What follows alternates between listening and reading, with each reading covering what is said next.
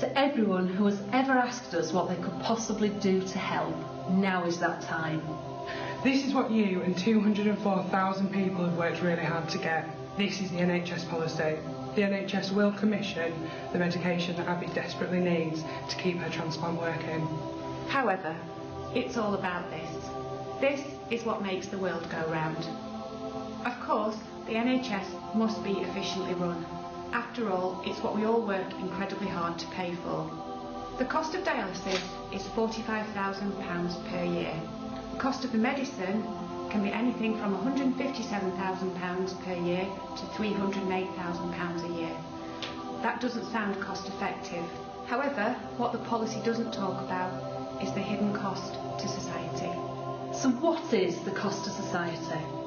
Well, Abby, if a transplant is left to die, she's going to require haemodialysis, and that will be approximately 4 sessions per week every year. That's going to cost around £135,000 a year. So far, Abby has spent approximately 12 nights in hospital every year, sometimes more, and every single night she spends in hospital costs NHS £1,000. What about, though, the patients that are supported by rheumatology? What about the psychologists that help them get ready for transplant and to deal with the lasting effects when that transplant finally fails? What about the homeschooling? There's the renal nurses, there's the outpatient appointments, and what about the number of repeat prescriptions that every single patient requires? What about the disposal of clinical waste? There's the disposal of all the dialysis packaging and the recycling of that.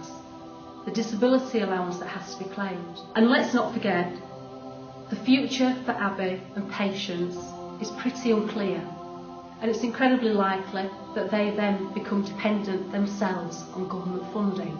Lastly, what do we give as a cost to have a normal renal function? And what do we give about the cost of life? It really doesn't have to be that way. This medicine was used yesterday, it was used today, and it's going to be used tomorrow for other patients with other problems. Its cost effectiveness must have been proven somewhere.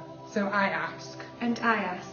And I ask that you support Abby and patients. It is such a small amount of time to give these children and patients a lifetime of opportunities. And of course, as your support has shown so far, nothing is impossible.